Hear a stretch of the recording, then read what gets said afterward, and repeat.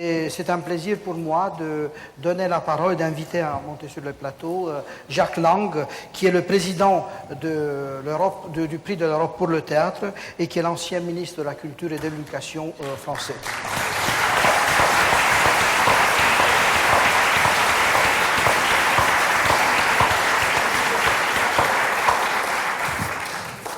Monsieur le ministre, mesdames et messieurs, chers amis, on m'a demandé d'être court et on a eu raison.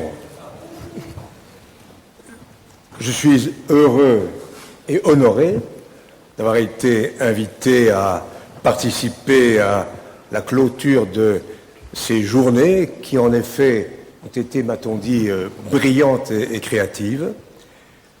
Deux raisons d'être heureux. Premièrement, j'aime l'Europe. Deuxièmement, j'aime Patrice Chéreau. J'aime l'Europe, notamment dans cette ville, Thessalonique, et dans ce pays, la Grèce. Et ce matin, je recommande cette visite à ceux qui ne l'ont pas encore accomplie. Je découvrais enfin la tombe de Philippe II de Macédoine. Et dans le palais, dans les vestiges du palais, se trouve une mosaïque très impressionnante. Et peut-être que je me trompe, mais à ma connaissance, c'est la première mosaïque qui représente Evropi, l'Europe, cette belle femme d'Asie mineure transportée par Jupiter transformée en taureau ailé pour la conduire à Minos, donc s'ouvrant vers l'ouest.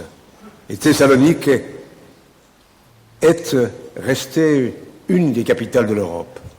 Et ici même en Grèce, pardon de le rappeler d'un mot, et plusieurs d'entre vous étaient dans cette relation amicale avec elle, c'est le pays de Mélina Mercouri. Et puisqu'on parle Europe, Europe de l'intelligence, Europe de la culture, Europe des arts, Europe de la beauté, avec Mélina, nous avions tenté de jeter les premières bases de cette Europe-là.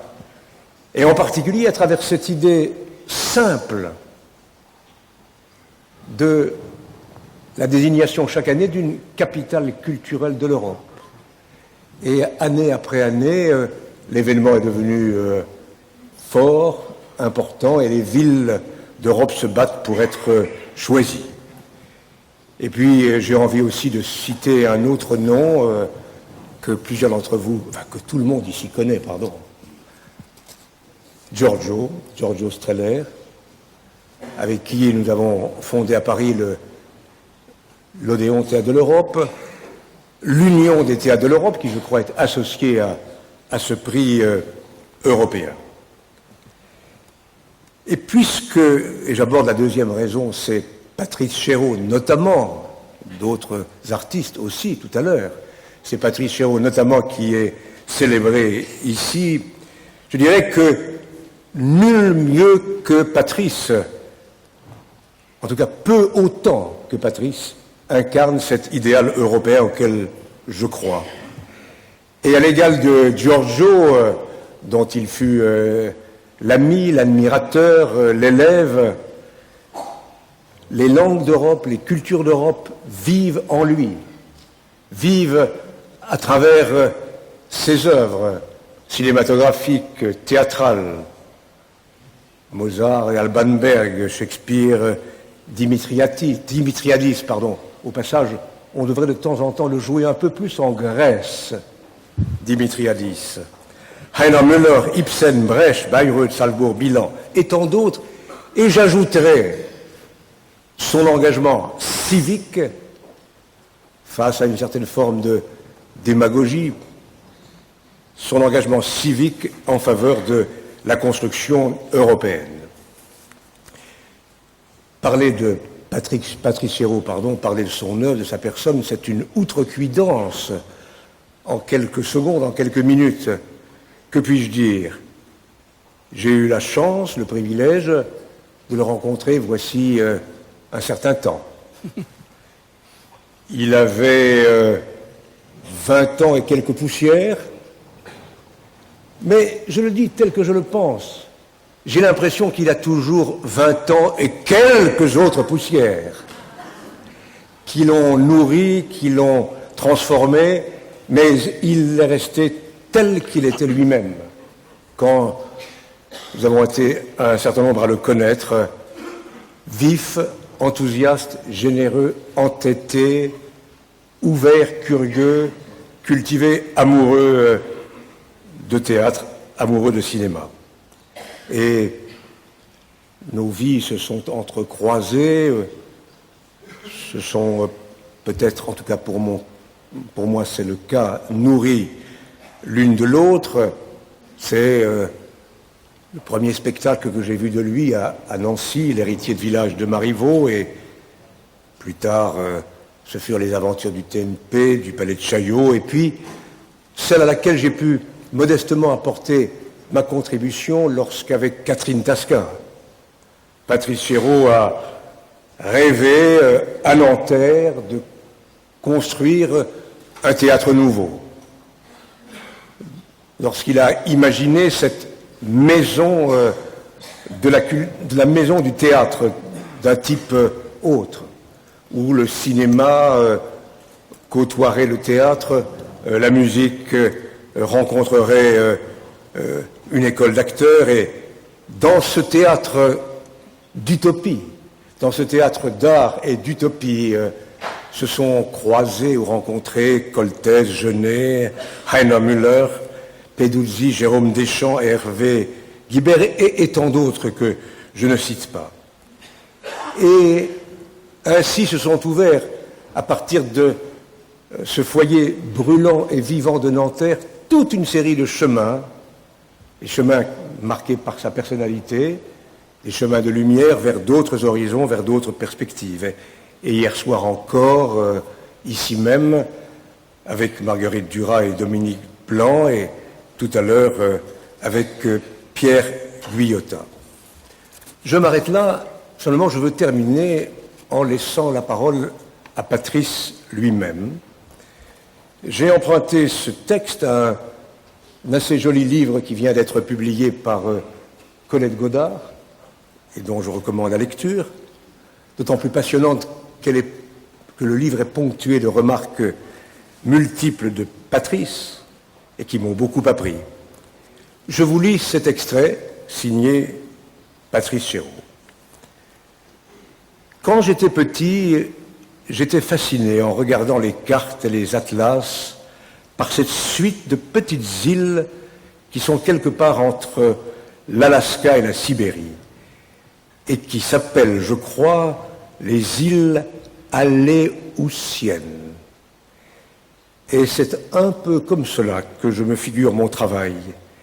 Il y a en dessous une chaîne de montagnes.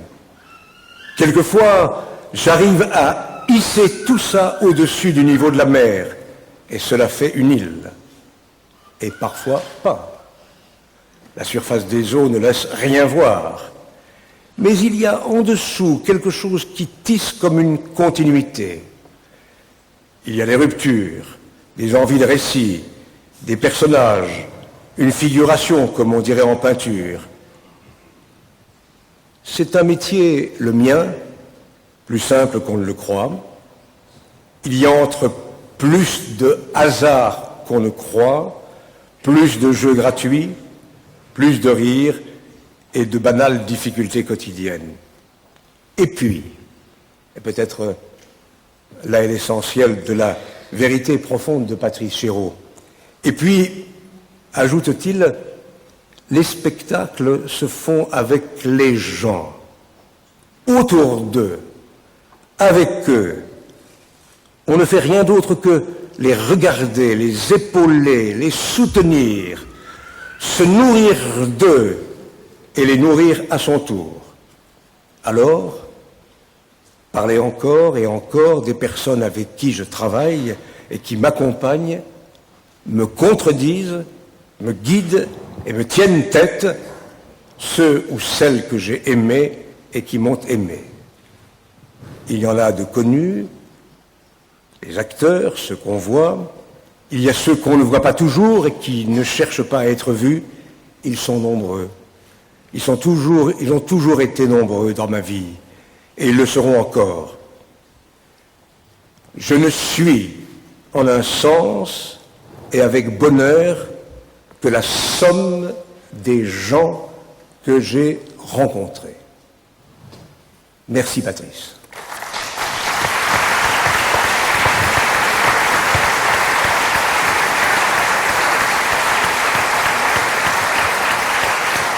Donc, Jan Herbert assura l'honneur et la tâche très noble d'annoncer les prix de ce soir. The first winner I wish to announce from the New Realities Prize is Rimini Protocol, and just to read you a little bit of their citation. The work of the Rimini Protocol group, Helgard Haug, Stefan Kegi, Daniel Wetzel, pivots on so-called experts in their own daily lives. People who take the stage not to act a part, but solely to reveal certain aspects of their existential reality. What is particularly striking and convincing about this group's work is the respect they show to their experts by never asking too much of them, and hence invading their field of experience. Rimini Protocol's theatre makes a direct emotional impact without recourse to unmasking, although there are still many drastic, shocking and provoking accents where form and content are concerned. In all this, they never forgo their taste for humour and transmit a light-heartedness that looks kindly on the inadequacy of life and of human events. This is theatre that is interested in the world, and above all, in people and their stories. The Europe Prize for New Theatrical Realities is perfect for Rimini Protocol, a group constantly engaged in appraising the world from heaven, through the world, to hell. And now I'd like to call upon Anatoly Vassiliev to come on stage to present the prize and the Rimini Protocol themselves.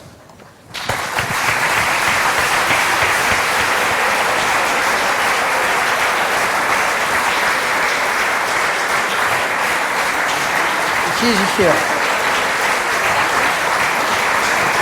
Welcome, hello, good to see you. Welcome. Hi.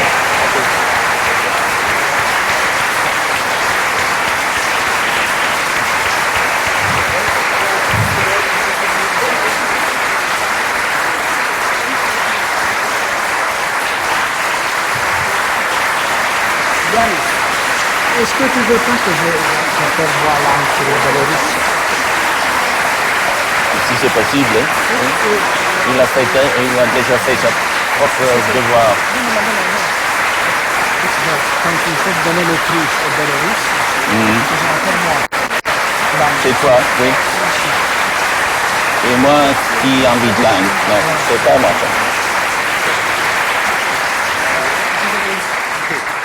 Yeah, thank you very much. We are happy to be here and receive this prize. Actually, we invited 4 protagonists to come to this event, and they're actually sitting here, and we would like to ask them to stand up at least or share this on stage with us, because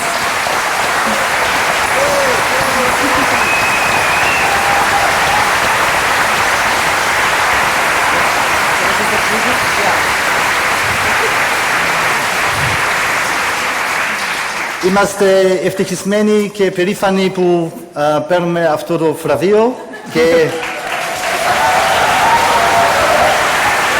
στην Ελλάδα και ελπίζουμε μπορούμε να δουλέψουμε εδώ πάλι.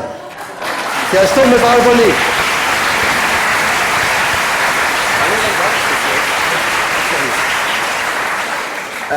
We heard today that Sascha Waltz is actually ill and unfortunately cannot come, and therefore, as the rules of this prize are very strict, cannot receive the money.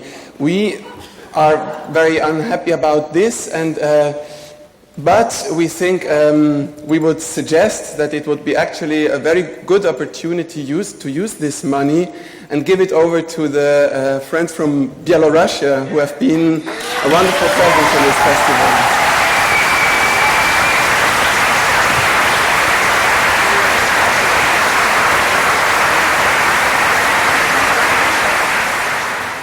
Krzysztof Warlikowski appartient à cette famille de metteurs en scène qui, en faisant du théâtre, s'engagent dans le témoignage d'une aventure, d'une relation au réel et à l'art qui les définissent.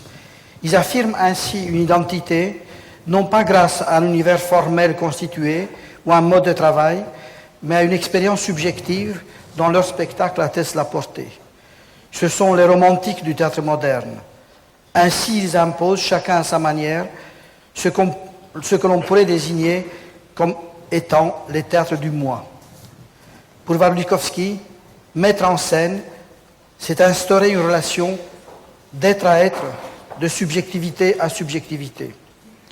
Mais par ailleurs, Warlikowski porte la marque de son identité polonaise, identité déchirée qui entend se confronter à l'histoire autant qu'au désarroi de l'être. Il s'intéresse à Shakespeare et à l'écriture contemporaine, ces deux pôles qui organisent son théâtre. L'un éclaire l'autre et ainsi s'accroît l'intensité de leurs échanges. Warlikowski poursuit sans répit son enquête sur l'être moderne déchiré. Il est dur de vivre. Et sur le bord du ravin, il ne cesse pas de chercher des raisons de survivre. Ces derniers temps, au travail théâtral, s'ajoute la rencontre avec l'opéra où Warlikowski injecte la dose du tragique contemporain dont son art, aussi bien que son être, reste indissociable. Voici un artiste de la scène dont l'art participe de l'extrême contemporain dans son sens le plus intense du terme. Théâtre du moi, certes, mais aussi théâtre d'une génération, notre théâtre. Et c'est de leur croisement que surgit la fièvre propre à Warlikowski.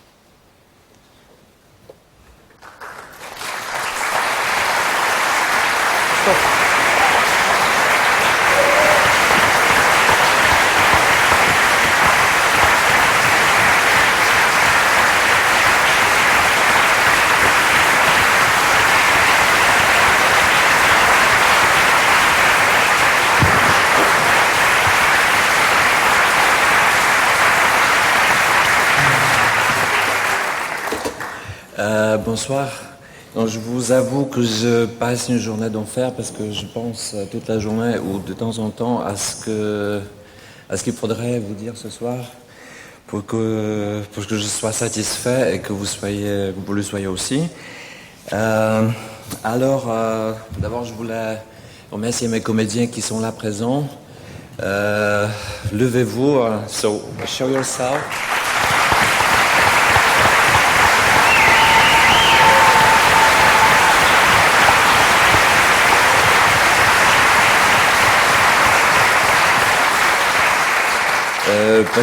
Parce que je crois que c'est à eux que je dois mon succès.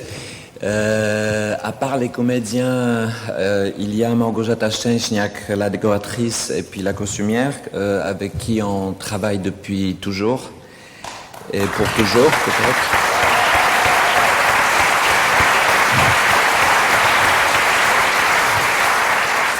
Sinon, à cette occasion, je voulais mentionner mon équipe de réalisateurs, puisque c'est une amitié et puis une collaboration artistique depuis en moins d'une dizaine d'années avec un compositeur polonais, Paweł Mekietin, qui n'est pas présent. Je le remercie. Après, il y a Felice Magal, qui est qu'est-ce que j'ai dit? Felice Ross. Ah, ça Magal, ok. Une autre collaboratrice, donc j'ai déjà mentionné, Felice Ross, light designer, je ne sais pas comment dire ça en français. Éclairagiste. Éclairagiste, c'est un peu pauvre hein, par rapport à light designer. Ok.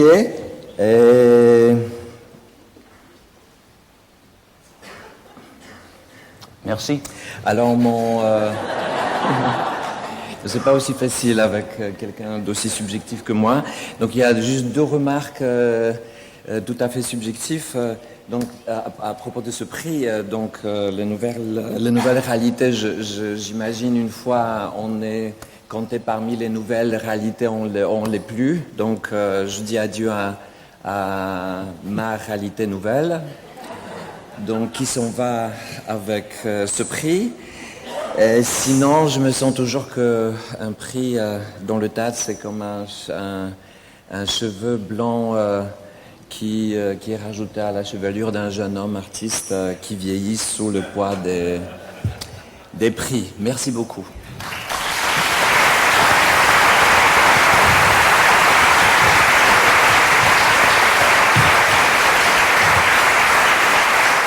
Yeah, as you will know, the next award is not a prize and doesn't carry money from it, though there's a good suggestion there from Rimini Protocol. Perhaps they could give some of their money to it as well. We have a special commendation to the Belarus Free Theatre, and Jacques Lang is going to read the letter of nomination which was written to the prize organizers by Václav Havel. Jacques Lang again. On m'a demandé de vous lire une lettre de Václav Havel. Cette lettre est adressée à Alexandro Martinez. Je vous la lis. En ma qualité de mécène du projet du théâtre libre biélorusse, je souhaiterais le proposer pour le prix Premio Europa.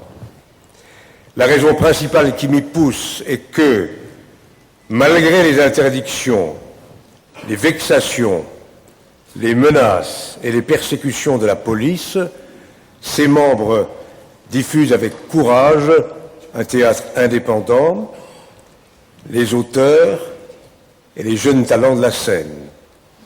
Et ils attirent l'attention sur leur situation et les perspectives dans la Biélorussie d'aujourd'hui.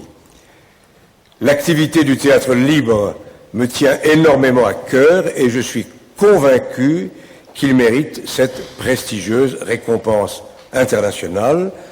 Je pense qu'entre autres, elle aiderait à protéger le théâtre libre contre les dangers qui le menacent. Je suis certain, moi aussi, je suis certain que vous tiendrez compte de mes arguments. Très chaleureusement, Václav Havel.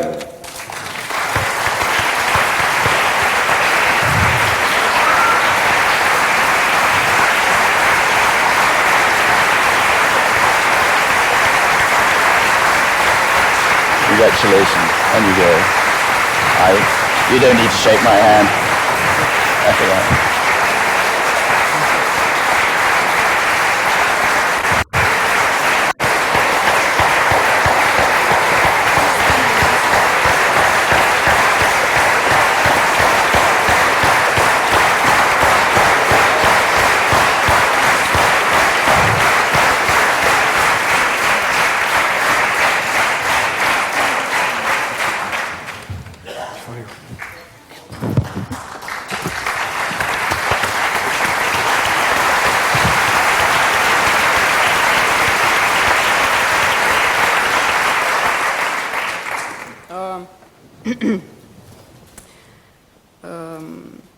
Sorry.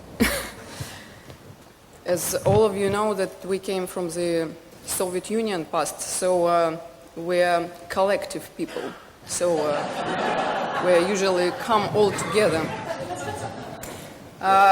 Honestly saying, we're here all together because we get arrested all together. That's why we think that on stage we should be all together.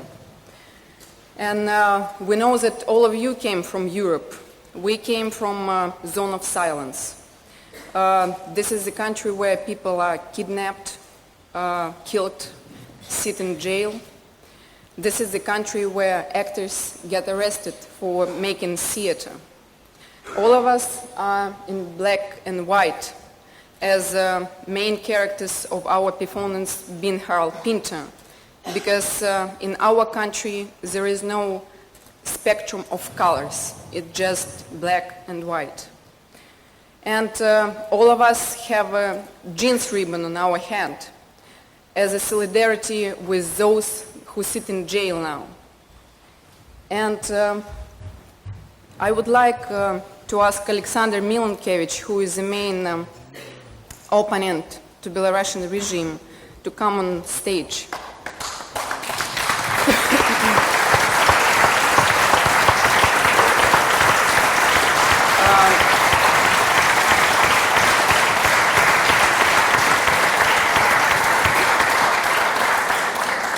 for us, new theatrical reality, when Belarus will become free and democratic, it would be started.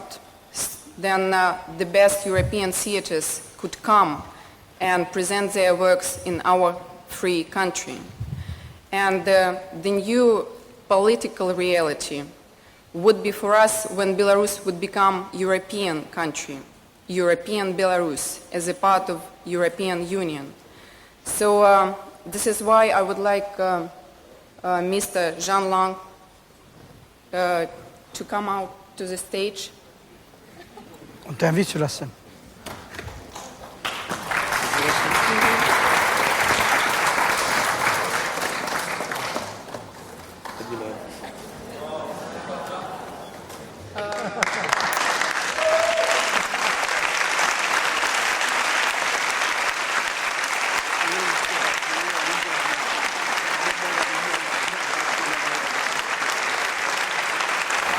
We would like to pass this new theatrical reality to Mr. Jean Lang in order for European Theatre Prize ceremony next time to take place in free, democratic European Belarus.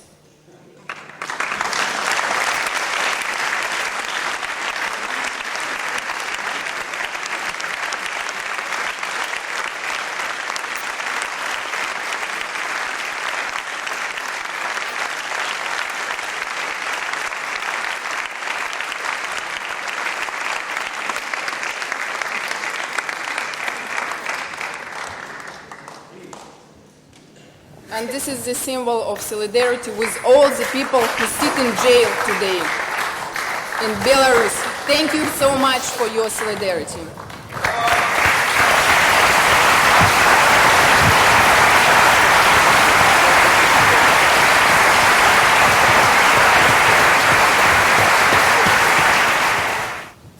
Artiste par instinct et par vocation, Patrice Chéreau est l'un des rares exemples d'un homme capable de réussir dans tous les arts expressifs, comme le montre le naturel avec lequel, à 19 ans, en 1964, il invite la critique à applaudir la mise en scène d'un texte de Victor Hugo qui n'avait encore jamais été représenté. 3 ans plus tard, il est appelé à diriger un théâtre public aux portes de Paris avant de mettre en scène au Festival du Monde de Spolète un opéra dont le succès lui ouvre les portes du Piccolo Teatro où il remplace Giorgio Strehler pendant la période rituelle des 3 années qui suivent. Il rentre ensuite en France pour s'installer dans une autre institution modèle, le théâtre de Villeurbanne, aux côtés de Roger Planchon, en débutant avec un bizarre massacre à Paris de Marlowe, joué dans l'eau par une imposante distribution. Acteur lui-même, fort d'un groupe de collaborateurs créatifs essentiels, le grand scénographe Richard Peduzzi, Jacques Smith pour les costumes, André Dio à l'éclairage, porté vers un naturalisme corrigé par l'étude de Brecht, aidé par sa connaissance des langues, il découvre ou réintroduit dans le répertoire des textes peu connus.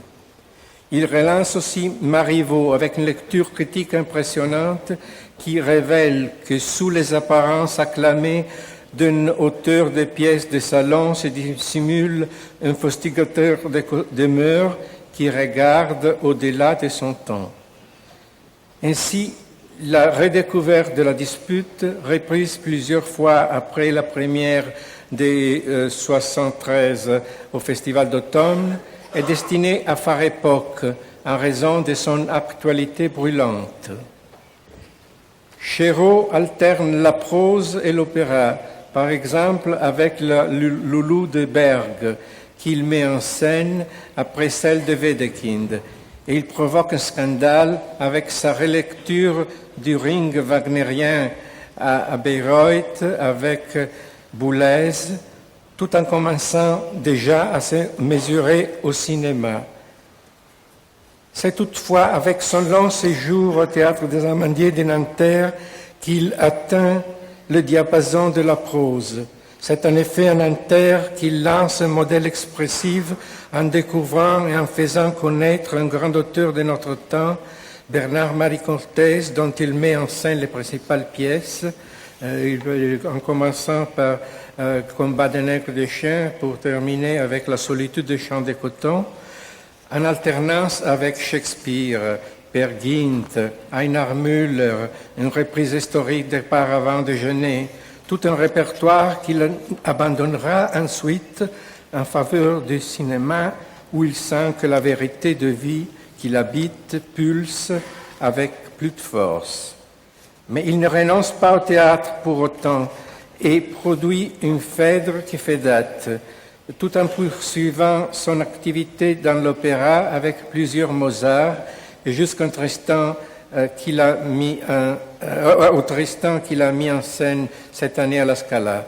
Mais conscient peut-être des mutations subies par le rôle du metteur en scène au cours des dernières années, il inaugure une série de lectures de textes sur scène, en partant de Dostoïevski et en passant par le mausolée de la mort d'Hervé Guibert, ce qui lui permet de situer sa manière de faire théâtre une nouvelle fois à l'avant-garde. Patrice Chéreau.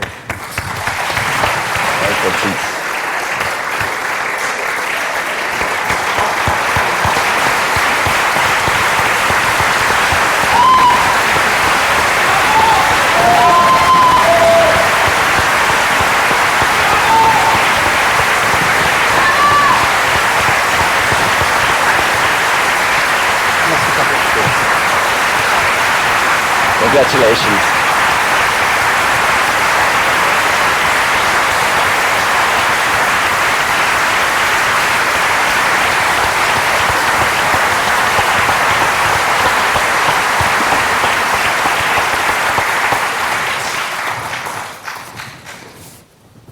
Juste quelques mots que j'ai envie de dire pour paraphraser ce que Jacques Lang a déjà dit puisqu'il m'a volé mon texte.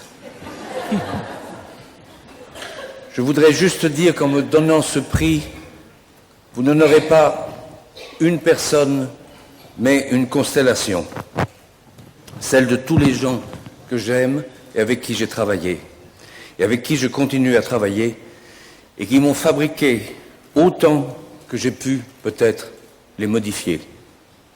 Ceux qui ont disparu, Daniel, Bernard-Marie, Hervé, Claude, Pierre, ceux qui n'ont pas pu venir ici, Richard, Pierre Boulez, Daniel Barenboim, Waltraud, Pascal, Caroline, François. Et ceux qui sont ici, devant moi, et qui ont parlé tous ces jours d'eux et de moi, du théâtre, du cinéma, de la musique, du silence et des corps. Anne-Françoise, Anne-Louise, Dominique, Catherine, Roger, Philippe, Stéphane, Bertrand, Vincent, François, Regnault et Thierry qui m'a dirigé dans le spectacle que je vais faire ce soir. Tous ceux auprès de qui je cherche encore, toujours, à savoir quel est mon métier, parce que je ne le sais pas toujours bien. Réunir des corps, des visages, des regards, une parole qui résonne dans un espace. Pourquoi? Témoigner, raconter des histoires, oui, essayer de comprendre nos vies, nos colères, nos indignations.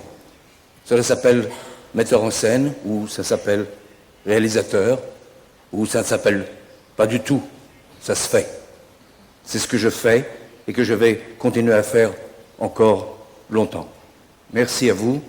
Merci à eux.